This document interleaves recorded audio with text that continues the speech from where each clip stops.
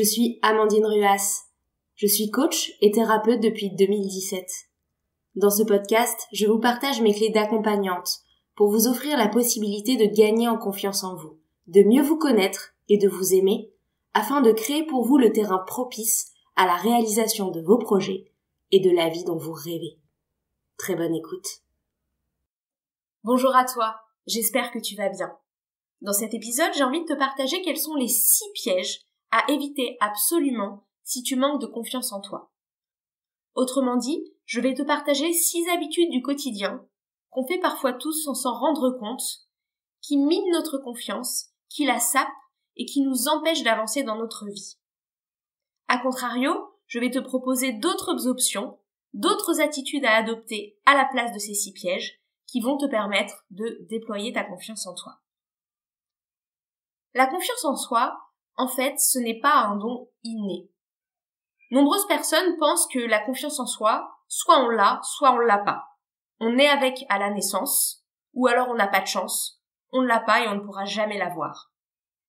On a en effet parfois l'impression qu'il y a ces personnes qui ont toujours eu confiance en elles, qui osent, qui se relèvent quand elles se trompent et même qui rient de leurs échecs, qui dans un groupe sont aux premières loges, qui savent prendre la parole en public, qui savent dire quand elles sont d'accord ou qu'elles ne sont pas d'accord, qui ont des âmes de leader, qui osent changer de job, déménager, relever les défis de la vie sans crainte, comme si tout glissait sur elles. Et on a l'impression que ces personnes-là, elles ont ça depuis l'enfance. Et puis, à contrario, on a l'impression qu'il y a ces grands timides, ces grands peureux, ceux que tout effraie, ou en tout cas, qui n'arrivent pas à avancer sans se forcer en permanence, sans se mettre des coups de pied aux fesses parce que pour eux, ce n'est pas fluide. Parce que pour eux, demander une promotion, une augmentation, parce que pour eux, oser apprendre une nouvelle langue, une nouvelle compétence, prendre la parole en public et être eux-mêmes dans un groupe, c'est toujours un effort permanent. Mais en fait, c'est faux. Ce n'est pas vrai que la confiance en soi, soit on l'a pas. En fait, la confiance en soi, c'est un état d'esprit. Et il se développe. Et il se travaille.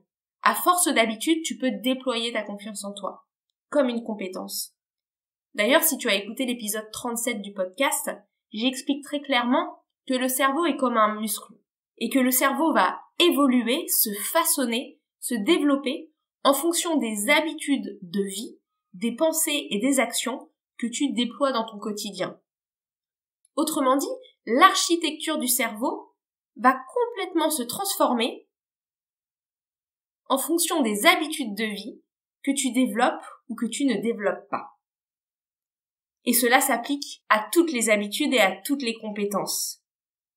Aussi bien quand tu apprends une nouvelle langue, quand tu apprends un nouveau sport, ou alors quand tu apprends une compétence comme la confiance en toi. Autrement dit, il y a des habitudes qui vont booster notre confiance en nous, tout simplement parce que répéter ces habitudes va permettre à notre cerveau un processus d'apprentissage valorisant la confiance. Et à l'inverse, il y a des habitudes qui, si on les pratique régulièrement, vont venir saper et miner notre confiance en nous et imprimer dans notre cerveau des réflexes qui ne nous servent pas, des réflexes dont on ne veut pas et des réflexes qui nous empêchent de déployer pleinement notre confiance. Alors je vais te partager quelles sont ces habitudes pour que tu puisses enfin sortir du cercle vicieux du manque de confiance en toi et déployer de nouvelles habitudes qui vont venir renforcer ta confiance. Le premier piège à éviter quand on manque de confiance en soi, c'est de fréquenter des personnes toxiques, négatives ou pessimistes. Je sais que tu en connais. Ces personnes qui se plaignent en permanence, qui voient toujours le verre à moitié vide, qui te critiquent, qui n'encouragent jamais tes projets, qui trouvent toujours quelque chose à redire sur ce que tu dis ou ce que tu fais. Ces personnes qui te pompent ton énergie et quand tu as passé quelques heures avec elles, tu reviens complètement rincé. Ces personnes-là, je t'invite à les écarter de ta vie. Évidemment, je fais le distinguo entre des personnes qui ponctuellement, à un certain moment de leur vie, sont dans une phase négative ou très pessimiste, soit parce qu'elles sont déprimées, soit parce qu'elles ne vont pas bien, ou qu'elles traversent des périodes difficiles. Des personnes qui tout d'un coup peuvent être plus agressives parce qu'elles sont stressées ou fatiguées. Si c'est ponctuel, et que ces personnes font partie de ton entourage, elles ont alors plutôt besoin de soutien, de ta présence, de ton écoute, de ta bienveillance et de tes encouragements. Ces personnes-là, je t'invite bien sûr à rester dans leur vie pour y ramener un peu de lumière dans ces périodes compliquées. De la même façon que elles amènent aussi de la lumière pour toi quand tu traverses des périodes difficiles. En revanche, les personnes que je t'invite à ne plus fréquenter, ou en tout cas à moins fréquenter si ce sont des gens dont tu ne peux pas faire l'économie dans ton quotidien, tout simplement parce qu'elles font partie de ta famille, de ton entourage très proche, comme un parent ou encore le mari de ta meilleure amie. Donc ces gens-là que je t'invite à moins fréquenter, ce sont les personnes qui sont en permanence toxiques, négatives et pessimistes, que tu as toujours connues comme ça, qui ne changent pas et qui drainent ton énergie vers le bas. À l'inverse, je t'invite à t'entourer de personnes qui sont bienveillantes, qui te parlent avec douceur, avec encouragement, qui te stimulent, qui t'apprennent des choses, qui mettent du mouvement et de la joie dans ta vie. Des personnes aussi qui te soutiennent, qui ne sont pas en permanence en train de te demander des choses sans jamais rien te donner en retour. La première habitude à donc cesser, c'est de fréquenter ces personnes toxiques, négatives ou pessimistes en permanence pour t'entourer de personnes bienveillantes, stimulantes et encourageantes. Le deuxième piège que je t'invite à éviter est celui de chercher à plaire à tout le monde. Il est normal de chercher à plaire. L'être humain est un être social. Déjà, l'être humain a besoin d'amour. Quand on reçoit de l'amour, ça génère de l'ocytocine dans notre corps qui est cette hormone de bien-être. On sait aussi que les nouveau-nés qui ont reçu tous les soins nécessaires à leur survie, mais sans avoir reçu d'amour, dépérissent complètement. L'être humain a donc un besoin fondamental d'amour. Sans compter que d'un point de vue historique, l'être humain ne pouvait pas survivre sans le groupe parce que le monde était bien plus dangereux qu'il ne l'est aujourd'hui. Chercher à plaire, c'est donc finalement à la fois chercher à s'assurer sa propre survie, mais chercher aussi à recevoir cet amour dont on a tant besoin pour vivre. Donc bien sûr, tu peux chercher à plaire. En revanche, ce que je t'invite à ne plus faire, c'est de chercher à plaire en permanence à tout le monde. Tu ne peux pas plaire à tout le monde tout simplement parce que les goûts sont différents. Si tu choisis de changer de job, tu seras encouragé par certains et découragé par d'autres. Si tu choisis de dire ce que tu penses, certains vont te trouver courageux et d'autres vont te trouver effronté. Plaire à tout le monde, c'est impossible. Et donc, si tu cherches en permanence à plaire à tout le monde, tu risques soit de te travestir, de te transformer pour les uns et les autres, mais c'est épuisant, et à la longue, tu risques un burn-out. Ou alors, tu risques de ne rien faire du tout dans ta vie, par peur de déplaire, par peur d'être jugé. Chercher à plaire à tout le monde, c'est aussi remettre le pouvoir de sa vie dans les mains des autres. Or, il n'y a rien de pire pour miner sa confiance en soi que d'avoir l'impression d'être aimé pour quelqu'un que l'on n'est pas, que de ne pas réussir à se mettre en mouvement par peur de déplaire, ou encore de donner le pouvoir de sa vie à quelqu'un d'autre et donc d'avoir l'impression de ne pas être capitaine à bord. Donc plutôt que chercher à plaire à tout le monde, je t'invite à la place à veiller à être aligné avec tes propres choix, à écouter tes propres envies et à en faire des vrais guides dans ta vie, plutôt que de faire du regard des autres ton capitaine. C'est quelque chose que nous travaillons beaucoup en séance. Dans ce monde des réseaux sociaux, où chacun se compare, où les autres ont l'air d'avoir des vies rêvées, nombre de mes clients souffrent de l'impression de ne pas être assez bien et cherchent en permanence à paraître mieux aux yeux du monde, à montrer une version d'eux-mêmes qui va toujours bien, qui est toujours en forme, qui réussit tout. Et ça les épuise.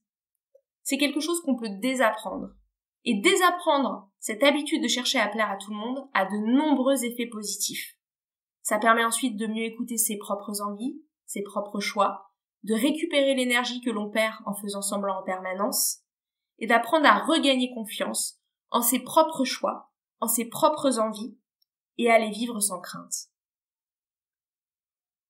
Le troisième piège que je t'invite à éviter, c'est celui de t'en vouloir, de te critiquer ou de te juger parce que tu manques de confiance.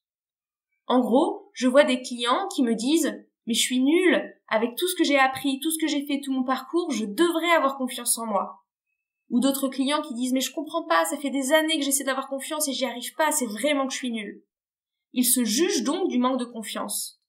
Quel paradoxe, puisque ce jugement vient saper leur morale, les fait se sentir encore plus nuls et vient encore plus miner leur confiance en eux. À la place, je t'invite vraiment à comprendre que la confiance est une compétence. Elle se développe. Si tu es capable d'apprendre l'italien, l'espagnol, de faire un revers au tennis, d'apprendre à courir plusieurs kilomètres d'affilée, ou encore d'apprendre à élever des enfants, ou d'apprendre un nouveau travail quand tu changes de job, alors bien sûr que tu peux apprendre à développer ta confiance en toi. Or, je me permets de te le préciser, on n'a jamais vraiment appris une nouvelle compétence, un nouvel art, une nouvelle technique en se critiquant.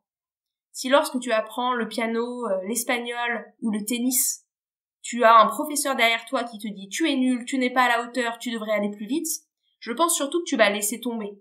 Tu vas jeter la raquette, tu vas taper sur le piano, tu vas balancer le livre d'espagnol et tu vas dire « ça suffit ». Eh bien le risque, si tu te critiques dans ton cheminement vers plus de confiance en toi, c'est que tu laisses tomber et que tu repartes en te sentant encore plus nul, alors que tu devrais plutôt t'encourager en te disant « je suis en chemin pour apprendre une nouvelle compétence, chaque étape me fait avancer pas à pas, et c'est un cheminement dans lequel j'ai envie de m'encourager. » Le quatrième piège que j'ai envie de t'inviter à éviter si tu manques de confiance en toi, c'est celui de te comparer aux autres.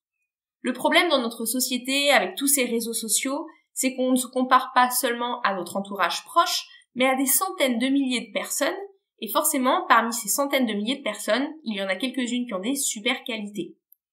Parmi ces centaines de milliers de personnes, il y en a plusieurs qui voyagent plus que toi, il y en a plusieurs qui ont des meilleurs jobs que toi, il y en a plusieurs qui sont plus minces ou plus musclés que toi, et il y en a plusieurs qui ont des vies familiales ou personnelles qui ont l'air plus sympas que la tienne. Évidemment que parmi un panel aussi élevé, il y a beaucoup de gens qui sont peut-être mieux que toi selon tes critères.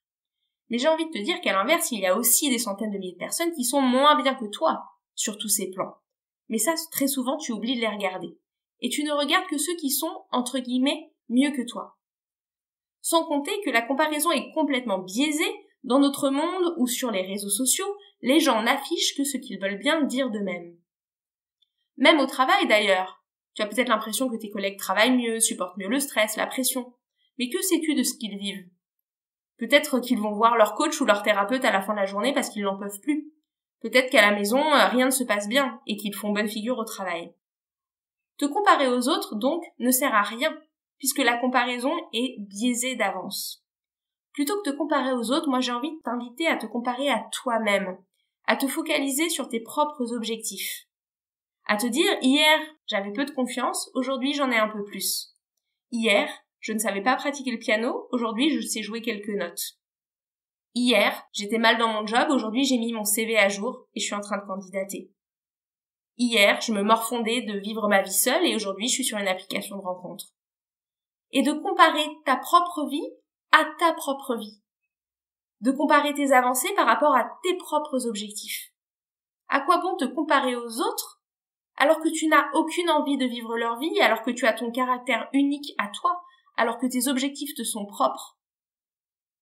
Si tu continues à te comparer aux autres, tu risques en permanence de te sentir nul, sans raison aucune, puisque je peux t'assurer, je les vois dans mon cabinet, ces personnes pour qui de l'extérieur tout a l'air parfait ne vont pas forcément mieux que toi à l'intérieur. Le cinquième piège que je t'invite à éviter si tu veux renforcer ta confiance en toi, c'est de repousser avec peur toutes les nouvelles expériences à vivre. La peur du changement est humaine. Dans notre inconscient, changer, c'est risquer l'inconnu. Or, l'inconnu peut être insécurisant. On se dit que si on change de job, peut-être qu'on va tomber sur un manager terrible ou des collègues qui sont très peu sympathiques. On se dit que si on déménage, on n'est pas sûr du tout d'aimer la nouvelle ville et l'ambiance dans laquelle on va arriver. On se dit que si on devient parent, en fait, la fatigue sera peut-être beaucoup trop douloureuse par rapport au plaisir de s'occuper de notre enfant. On se dit que si on part faire ce road trip à l'autre bout du monde dont on a envie, peut-être qu'on tombera malade ou qu'on fera des mauvaises rencontres. Bref, comme c'est inconnu et qu'on ne maîtrise pas l'inconnu, il y a beaucoup de peurs qui surgissent et nous sommes souvent réfractaires au changement. Le problème, si tu refuses en permanence les nouvelles expériences à vivre, c'est que tu ne pourras pas te mettre dans un nouveau processus d'apprentissage. Ce sont ces expériences à vivre qui te permettent d'apprendre. C'est parce que tu testes de nouvelles choses que tu développes une nouvelle vision du monde, de nouvelles compétences, et en acquérant ces nouvelles compétences, tu réalises le chemin que tu fais, et tu te fais aussi de plus en plus confiance pour affronter la nouveauté et les expériences de la vie. Donc cesse de refuser les nouvelles expériences, simplement par peur du changement, en te disant que cette peur du changement, tout le monde l'a, mais que tu ne dois pas t'arrêter à elle. Au contraire, plonge dans la vie à pieds joints pour aller regarder ces nouvelles expériences et en faire très vite de nouvelles compétences. Enfin, le dernier piège à éviter si tu manques de confiance en toi, c'est celui de passer des heures à ruminer sur ce qui ne va pas dans ta vie et à te focaliser sur le négatif ou sur ce qui n'a pas marché. En effet, beaucoup de gens regardent leur journée en faisant la liste de toutes ces choses qui les ont contrariés. Il y avait plus de café dans la machine à café, leur collègue ne leur a pas dit bonjour, ils ont pris du retard sur le dossier, et puis sur le chemin du retour, ils ont eu tous les feux rouges. En arrivant à la maison, les enfants avaient mis le bazar et criaient beaucoup trop. Et puis, la lettre des impôts les attendait dans la boîte aux lettres. Bref, une journée horrible. Mais en se répétant ça, on oublie complètement aussi de regarder tout ce qu'il y avait de chouette. Le déjeuner entre collègues, qui était fort sympathique. Tous ces points de notre to-do list sur lesquels on a avancé. Le fait de revenir à la maison avec une maisonnée joyeuse, animée et des enfants qui nous attendent. Le fait de se dire que si on a des impôts à payer, c'est aussi parce qu'on gagne sa vie. Le problème, si on passe son temps à regarder le négatif et ce qui ne va pas, on crée un sens de la dévalorisation de sa propre vie et de soi-même.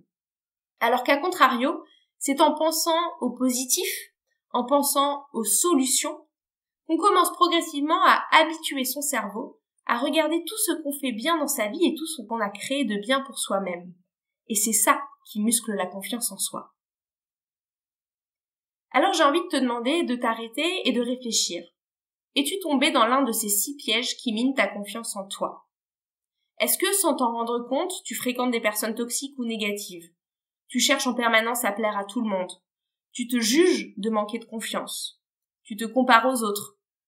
Tu refuses les nouvelles expériences à vivre par peur du changement, ou encore tu passes beaucoup trop de temps à ruminer et à te focaliser sur le négatif. Si tel est le cas, je t'invite pour commencer peut-être à choisir une de ces habitudes et à te concentrer dessus pour progressivement travailler chaque jour à l'arrêter ou à la réduire et mettre en place une habitude plus vertueuse et plus constructive. En coaching ou en thérapie, je t'accompagne pour développer cette confiance en toi, dépasser ces habitudes qui te minent, dépasser tes peurs et tes blocages et enfin mener la vie que tu désires. Tu peux prendre ton rendez-vous découverte gratuit qui est sur mon site internet amandineruas.fr et tu peux aussi suivre mes conseils hebdomadaires sur mon compte Instagram amandine-coaching. Sache aussi que dans le programme que j'anime chaque année, Capitaine de ma vie, nous travaillons sur tous ces points. C'est un programme qui vise à te donner les outils pour déployer une confiance en toi solide et durable. Grâce à ce programme, tu apprends à désamorcer les pensées de rumination et les pensées toxiques. Tu transformes tes relations en apprenant à être plus toi-même, à te détacher du regard des autres, à dire ce que tu penses et à ne plus te comparer. Tu oses te lancer dans les changements et rebondir quand les choses ne fonctionnent pas. Et surtout, tu fais des choix alignés avec ta vie. Ce programme te permet de reprendre les rênes de ta vie en main et de mettre en place les changements durables que tu désires. Tu peux d'ores et déjà t'inscrire sur la liste d'attente de la prochaine session. Et si tu as la moindre question d'ici là, tu peux me contacter sur mon site amandineruas.fr ou prendre ton rendez-vous découverte gratuit. À très bientôt.